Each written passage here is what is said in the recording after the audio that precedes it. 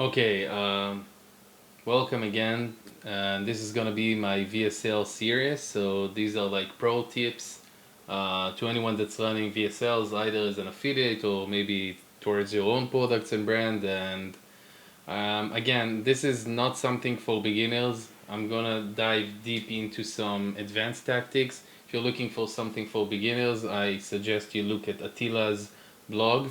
It's a very good blog and has lots of stuff that's really, tutorial kind of like things. Uh, this video we're gonna cover a few things, but it's gonna be like the essential stuff. Again, at a deep level, but the really essential stuff that I use and make sure that I have in terms of VSL. So let's start with choosing the right platform. Okay, so you have an affiliate offer or you have a VSL that you want to run, and you need to select, where you're gonna run it. So obviously there's no straight answer. There are some products like, for example, ED or weight loss and stuff like that that work and will ever work with natives, and there are products that are very good for YouTube. So it really depends what we're doing here. That's the first point.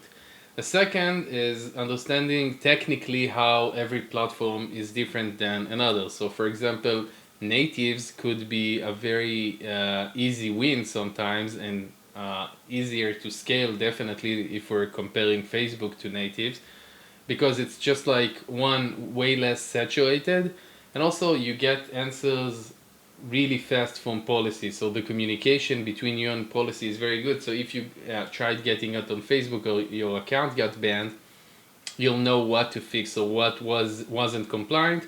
Or if you're just afraid of getting banned to begin with, that's a very good idea to just run it by their policy. So um, there are also downsides to natives. So first one is that you need lots of money to stabilize the campaigns. You want to test the whole combinations, the creatives, the pre-lenders, the texts, the headlines, and stuff like that. So I wouldn't go into natives, not Taboola, not Outbrain, or the other native platforms if you're not prepared to really lose a lot of money at the beginning.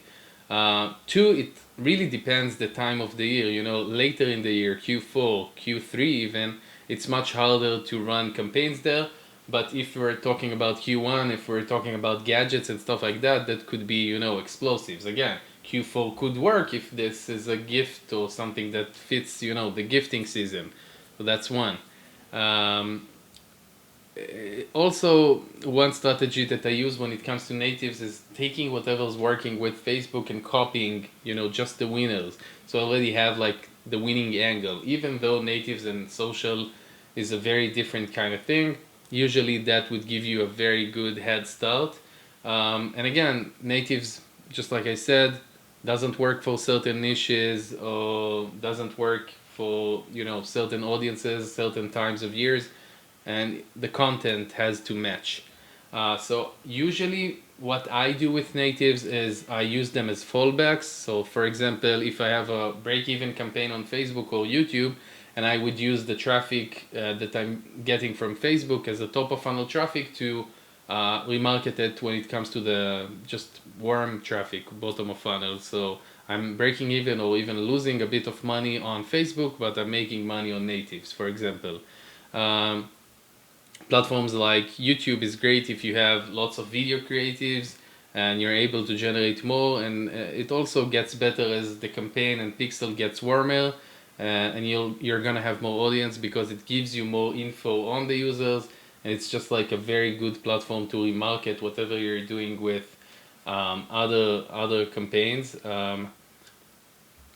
So let's move to the next topic I wanted to talk to you guys regarding VSLs, which is working with policy. So we've touched that, just a second ago when we talked about the natives policy. So one of the things that I really like to do, if I'm not sure if I'm being super compliant or if I want a second set of eyes, I would send a page to my natives rep to ask exactly what they don't like and what they want to change. Also, that works with TikTok. If you have the premium policy, whatever they call the premium policy, which means they are actually able to give you specific ideas on what you need to change.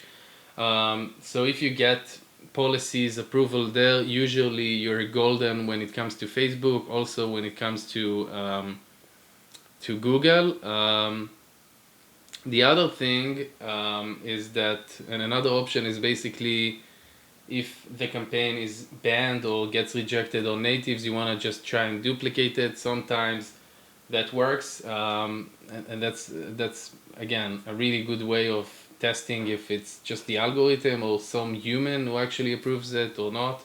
So that has to do with policy. In the next videos, I'm going to give you some deeper, advanced tactics on what I do when it comes to pre-lenders. We're going to talk about some creative stuff. We're going to talk about how to implement the pixels and how to give kind of like more information to the algorithm. So make sure that you watch the other parts.